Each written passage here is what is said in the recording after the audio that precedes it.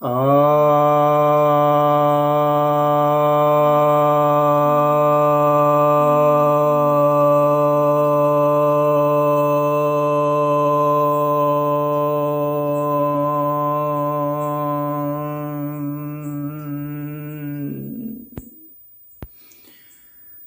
भक्तजनों को सप्रेम नमन। भक्तों, एक जिज्ञासा आई है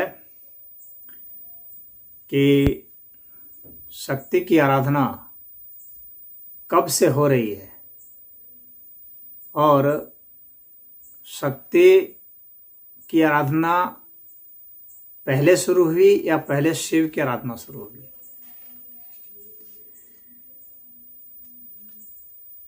कल से नवरात्र का व्रत शुरू होगा और शक्ति की आराधना हिंदू लोग करेंगे। शाक्त पूजा बंगाल में बहुत लोकप्रिय है, वैसे पूरे देश में ही मनाया जाता है, लेकिन वहाँ विशेष लोकप्रिय है। अब यह जो प्रश्न है कि शक्ति की आराधना पहले शुरू हुई या शिव की, तो मैं यही कहूँगा कि पहले शक्ति की ही आराधना हुई है। मानवीय सभ्यता में सबसे पहले मनुष्य ने अपनी कमजोरियों को समझा और मनुष्य सदैव शक्ति की तलाश में रहता है। शक्ति से ही प्रेरित होकर के उसकी पूजा उसने शुरू की, चाहे उसने सूर्य की पूजा शुरू की, चाहे चंद्र की पूजा शुरू की, किसी न किसी शक्ति को देख करके समझ करके ही उसने पूजा शुरू की है। जहाँ जहाँ वह कमज़ोर पड़ा है वहाँ वहाँ पूजा की है, उसकी आराधना की है। तो आदर्श उसके लिए शक्ति है। हर मनुष्य शक्ति चाहता है, बिना शक्ति के वह जी नहीं सकता। और जीवन की गुणवत्ता बढ़ाने के लिए, जीवन की अवधि बढ़ाने के लिए, जीवन का विस्तार करने के लिए और जीवन को समझने के लिए, बूझने के लिए, हर चीज़ के लिए शक्ति की आवश्यकता है। ऐसा मनुष्य सबसे पहले समझ लिया। भूख लगती है तो भोजन की आवश्यकता है, क्योंकि शक्ति कम हो जाती है। भूख लगना मतलब शक्ति के कम हो जाना। प्यास लगती है तो पानी की आवश्यकता है, प्यास का मतलब है शक्ति का कम हो जाना। तो जब मनुष्य आदिम जमाने में रहता था, गुफाओं में रहता था, जंगलों में रहता था, तो अन्य जानवरों की तुलना में अपनी शक्ति को देखता होगा और सोचता होगा कि काश मेरी ऐसी शक्ति होती। तो जाहिर सी बात है कि उस तरह की शक्ति कैसे हासिल हो जाए, इसके लिए वह बुद्धि लगाता रहा। उसने व्यायाम करने शुरू किए, उसने वैसे ही कर्म करने शुरू किए जिससे कि अन्य शक्तिशाली कोई पशु करते थे। दौड़ करके घोड़े की शक्ति हासिल कर सकता है, हिरण की शक्ति हासिल कर सकता है दौड़ करके। तो दौड़ने की शक्ति देखा हुआ कि दौड़ने से हम कैसे पीछा कर सकते हैं, कैसे किसी को पकड़ सकते हैं, कैसे स्वयं को बचाव कर सकते हैं, कैसे भाग सकते हैं। तो दौड़ने की शक्ति को पहचाना। इसी तरह से उसने हाथी के बल को देखा, गैंडे के बल को देखा, शेर के बल को देखा। तो स्वयं कैसे अपने पंजे को मजबूत किया जाए, अपने बाहों को, टांगों को मजबूत किया जाए, इस पर उसने विचार किया। उसने चतुराई को देखा, खरगोश की चतुराई को देखा कि कैसे चतुराई से आदमी बचता है, जानवर अपने को बचा लेता है। तो उसने सब सीखा, बुद्धि के बल को सीखा। तो वह शक्ति का ही सदैव उपासक रहा है, आज भी है और आगे भी रहेगा। ऐसा नहीं है कि सिर्फ हिंदू ही शक्ति के उपासक है, सभी मनुष्य शक्ति के उपासक है। ये अलग बात है कि वे उस रूप में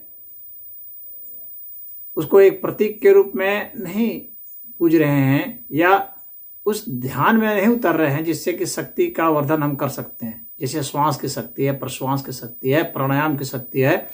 इस शक्ति को अन्य लोग उतना नहीं समझे उतना उस पर शोध नहीं किए जितना कि सनातन धर्म ने किया। वाणी की शक्ति को, मंत्र की शक्ति को, इन सभी शक्तियों को यहाँ पर बहुत ज़्यादा शोध किया गया है सनातन धर्म में। और उसी के लिए दुर्गा की, काली की, इन सब की आराधना शुरू हुई है।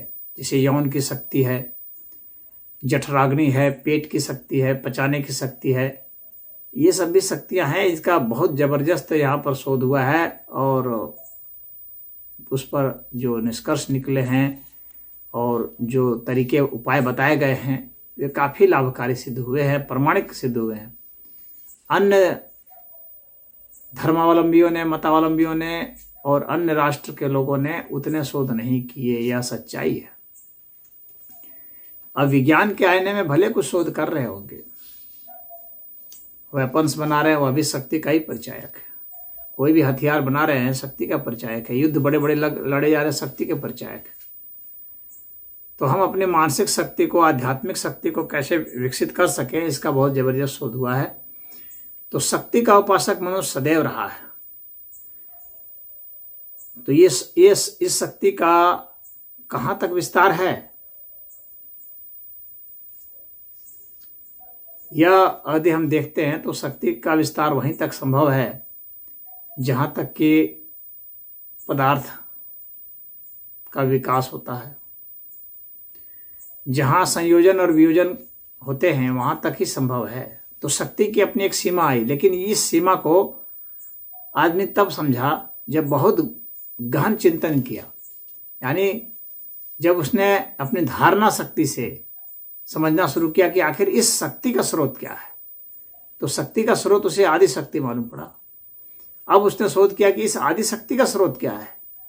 तब वहां से शिव की यात्रा शुरू होती है, चैतन्यता की यात्रा शुरू होती है कि इन सब का स्रोत कहाँ से है। तो परम स्रोत के ऊपर जब शोध हुआ, और यह शोध भारत में ही हुआ, अन्य जगह जो स्रोत हुआ वह एक काल्पनिक स्रोत था, वास्तविक नहीं था। उन लोगों ने चेतना के ऊपर शोध नहीं किया, बस एक कल्पना मान लिया कि एक भगवान है कहीं। और यहां पर शिव जो है माने हुए भगवान नहीं है, शिव जाने हुए भगवान है। वो इस अस्तित्व की एक रियलिटी है, तथ्यात्मक चीज है, वह कोई मानी हुई चीज नहीं है। तो शक्ति से शिव की यात्रा शुरू हुई। पहले तो उपासना शक्ति की ही हुई, और जो सनातन धर्म के शास्त्र हैं, वेद हैं, उनमें शक्ति की आराधना बताई गई है। शिव की आराधना भी है, लेकिन शक्ति की आराधना भी है। तो शक्ति की आराधना कब से शुरू हुई? तो ये तो जब से मनुष्य है तब से शुरू हुई शक्ति की आराधना। हम आराधना भले उस तरह से न करते हो, लेकिन शक्ति की इच्छा करना वही तो शक्ति की आराधना है। शक्ति की इच्छा कर लेना ही शक्ति की आराधना है। उसकी विधि का फर्क हो सकता है। पहले हम शक्ति को हासिल करें तो इसके लिए एक संकल्प शक्ति चाहिए होगी। फिर उस संकल्प शक्ति के जरिए हम जिस शक्ति को हासिल करना चाहते हैं उसके लिए कार्य करते हैं।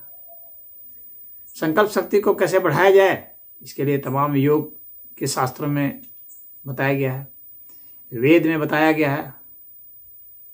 शिवम संकल्पम अस्तु। तो शिव संकल्प का पूरा वर्णन यजुर्वेद में है, ऋग्वेद में, अथर्ववेद में, सभी वेद में शक्ति का वर्णन है। सरस्वती सूक्त है, देवी सूक्त है, पूरे तंत्र के जितने शास्त्र हैं, रुद्रयामल शास्त्र हैं या विज्ञान भैरव हैं या जितने और शास्त्र हैं, तंत्र के जितने भी शास्त्र हैं, सभी शक्ति की आराधना करते हैं। और जो यंत्र है वह तो श्री यंत्र है, वो शक्ति का ही यंत्र तो है। श्री यंत्र महान यंत्र है जिसमें शक्ति के सारे रहस्य छिपे हुए हैं। तो शक्ति की आराधना बहुत पहले से होती आई है, और श्री यंत्र का रहस्य किसी और दिन, क्योंकि वह एक लंबा विषय है, किसी और दिन उस पर चर्चा होगी। आज की जो जिज्ञासा है वो इतनी है कि शक्ति की आराधना का विधान हमारे शास्त्रों में है, पुराण भी लिखे गए हैं, देवी भागवत पुराण है, शाक्त संप्रदाय यहाँ काफ़ी पहले से प्रचलित रहा है और तंत्र शास्त्र काफ़ी प्रचलित रहा है। तंत्र शास्त्र में कुंडलिनी शक्ति का जिक्र आता है और ये नवरात्र में जो नवदुर्गा की आराधना होती है, चाहे ब्रह्मचारिणी हो, चंद्रघंटा हो, कुष्मांडा हो, कात्यायनी हो, स्कंद माता हो, कालरात्रि, महागौरी सिद्धिदात्री हो, तो शैलपुत्री हो, जितने भी दुर्गा के स्वरूप हैं या योगिनियों के स्वरूप हैं, यक्षिणियों के स्वरूप हैं, ये सभी शक्ति की ही आराधना की बात है। शक्ति के ही और छोटे छोटे स्तर पर इनका विभाजन वर्गीकरण किया गया है, लेकिन ये सभी शक्ति के ही स्वरूप है। हमारी कुंडलिनी शक्ति का जो जागरण होगा वह शक्ति आराधना से ही होगा। हम अपने अंतर्भूत देखेंगे कि हम ये कुंडलिनी जागरण क्या है, आदि शक्ति का स्रोत है।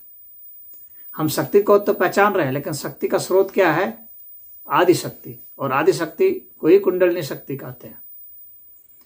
तो आदि शक्ति तक जाने की खोज भारत के लोगों ने की है, यहाँ के ऋषि मुनियों ने की है, इसलिए शक्ति की आराधना होती है। यहाँ पर सामान्य शक्ति की बात नहीं है कि आप गए और जिम में जा कर के हाथ पैर एक्सरसाइज कर लिए, तो वो मांसपेशियों की शक्ति की ही बात यहाँ पर नहीं है, बल्कि उसके आदि स्रोत की बात है, जो हमारी मानसिक शक्ति को, हमारी बौद्धिक तीक्ष्णता को जो बढ़ाता हो, जो हमारे जीवन को श्रेष्ठ बनाता हो, जो हमारे चरित्र को उज्जवल ध्वल बनाता हो, जो हमें एक अच्छा इंसान बनाता हो। सिर्फ जो है शारीरिक शक्ति की बात तो सिर्फ पशु करते हैं, पाश्विक शक्ति है वह। पाश्विक शक्ति से हम हिंसा कर सकते हैं, युद्ध कर सकते हैं, वो भी गलत अर्थ में, अपने लोभ के लिए, अपने क्रोध के लिए, अपने अहंकार घमंड के लिए कर सकते हैं। लेकिन आध्यात्मिक शक्ति से जो हम युद्ध करते हैं वो धर्म रक्षा के लिए करते हैं, न्याय के लिए करते हैं, सत्य के लिए करते हैं। युद्ध दोनों भले हों, भले सामान्य लोगों को लगे कि दोनों युद्ध ही है, लेकिन दोनों के मंतव्य अलग होंगे, दोनों के तरीके अलग होंगे, दोनों का लक्ष्य अलग होगा। तो शक्ति की आराधना का यहाँ विधान बहुत रहा है। भगवान राम ने भी जब लंका पर चढ़ाई की तो शक्ति आराधना की, फिर शिव जी का भी पूजन किया। रावण ने भी जब आराधना की, शिव की आराधना की, तो शक्ति की भी आराधना की। नारायण की आराधना होती है तो लक्ष्मी की भी आराधना होती है, और लक्ष्मी की ही पहले होती है, नारायण की बाद में होती है। सीता की पहले होगी, राम की बाद में होगी। पार्वती की पहले होगी, शिव की बाद में होगी। क्योंकि प्रकृति की आराधना होगी तभी पुरुष की आराधना होगी। पहले प्रकृति है, पहले तो जहां हम हैं वहां से शुरू करेंगे, और स्थूल से शुरू करके हम सूक्ष्म, और सूक्ष्म से अति सूक्ष्म, और फिर परम सूक्ष्म में उतर जाते हैं। यही दिशा है आदि शक्ति से लेकर के फिर आदि पुरुष तक पहुंचने का। तो एक योगी यहां से शुरुआत करता है और आदि योगी तक पहुंच जाता है, शिवत्व तक पहुंच जाता है। तो शक्ति से शिवत्व की यात्रा यही जो है, ये शक्ति आराधना है। शक्ति आराधना सिर्फ शक्ति तक सीमित नहीं है। कुछ लोग सोचते हैं शक्ति की आराधना का मतलब है शक्ति तक ही है, शिव को छोड़ दिया गया है, लेकिन ऐसी बात नहीं है। शक्ति के अंतर्भूत ही शिव है। शक्ति की आराधना ही जब चरम अवस्था पर पहुंचेगी तो शिवत्व का उदय होगा। तो इसलिए शक्ति आराधना का बहुत महत्व है, और शक्ति आराधना ही सबसे पहले शुरू हुई है, आदिकाल से चली आ रही है, और आदिकाल तक चलती ही रहेगी, अनंत काल तक चलती रहेगी, आगे भी चलती रहेगी। इसका अंत नहीं होने वाला। इसे भिन्न भिन्न रूपों में पूजा जाएगा, लेकिन पूजा अवश्य जाएगा। और शक्ति की आराधना ही एक ऐसी आराधना है जिसे देवता भी करते हैं, असुर भी करते हैं, दुष्ट लोग भी करते हैं और अच्छे लोग भी करते हैं, क्योंकि शक्ति की अवस्था सबको है। शिव की अवस्था भले सबको ना हो, शिव के विषय में मोक्ष सबको भले नहीं चाहिए, लेकिन शक्ति सबको चाहिए। बिना मोक्ष के आप जी सकते हैं, बिना शक्ति के नहीं जी सकते। तो निर्वाण की आवश्यकता सबको नहीं है, परम ज्ञान की आवश्यकता सबको नहीं है, लेकिन सामान्य ज्ञान की शक्ति तो खैर सबको चाहिए। तो परम ज्ञान जो होता है वो शक्ति नहीं होता है, वो शिव हो जाता है, लेकिन ज्ञान जो है वो शक्ति है।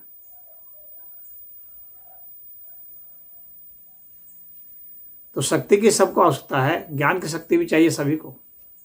इसलिए असुर भी, राक्षस भी शक्ति की आराधना करते रहे।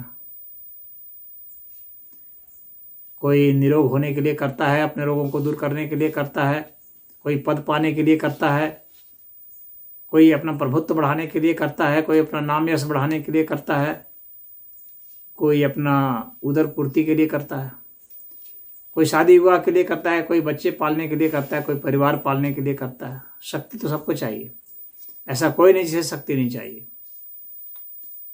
तो शिव के बिना आपका जीना संभव है, शक्ति के बिना संभव नहीं है।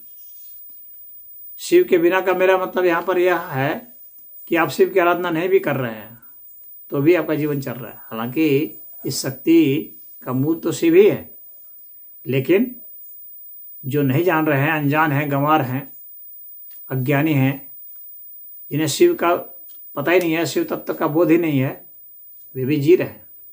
परंतु शक्ति एक ऐसी चीज है जिसका बोध सबको होता है। शिव का बोध सबको नहीं हो सकता, शक्ति का बोध सभी को होता है। एक चींटी को भी शक्ति का बोध होता है। शक्ति के बोध के लिए शक्ति ही पर्याप्त है, यानी शक्ति स्वयं शक्ति का बोध कराती है, क्योंकि शक्ति की जो विपरीत है वह भी शक्ति ही है। जैसे संतुष्टि भी एक शक्ति है और असंतुष्टि भी एक शक्ति है। तो संतुष्टि का बोध तृप्ति का बोध अतृप्ति करा देती है, अतृप्ति की शक्ति तृप्ति का बोध करा देती है। भूख की शक्ति है और क्षुधा शांत होने की भी शक्ति है। तो जब आपको क्षुधा जागृत हुई तो उस शक्ति ने ही आपको जागृत किया, जठराग्नि की शक्ति है, उसने जागृत किया। तब आप भोजन लेने लगे, और जब भोजन आपने ले लिया, भोजन ग्रहण कर लिया, तो भोजन से जो ऊर्जा आएगी वह शक्ति भी आपको पता चल जाती है। तो किसी भी दिशा में जाएंगे शक्ति का बोध आपको हो जाएगा। शक्ति का बोध शक्ति ही करा देती है। लेकिन शिव का बोध बहुत ऊंची बात होती है। सभी शक्तियों के जो अधिष्ठाता हैं वो आदि देव महादेव शिव शक्ति है। इसीलिए शिव शक्ति कहा जाता है। शिव के साथ शक्ति संयुक्त है। तो शिवत्व के लिए तो व्यक्ति में देवत्व होना चाहिए। जब शक्ति की चरम अवस्था में पहुंचता है और शक्ति से जब उपराम हो जाता है, जब शक्ति में वो समझता है कि संतुष्टि नहीं है, जब शक्ति को वो परम नहीं मानने लगता है, जब शक्ति से कहीं ना कहीं उब जाता है, जब शक्ति में कहीं ना कहीं उसको अशक्ति दिखती है, असंतुष्टि होती है, तब वह शिवत्व की ओर मुड़ता है। तो वास्तविक आराधना शिव की वहां से शुरू होती है। तो यह शक्ति की शुरुआत और शिव की आराधना की शुरुआत की जो बातें हैं मैंने आपको संक्षेप में बताया। उम्मीद है कि आप समझ गए होंगे। और नवरात्र की आपको बधाई के साथ मैं अपनी वाणी को विराम देता हूँ। ओम।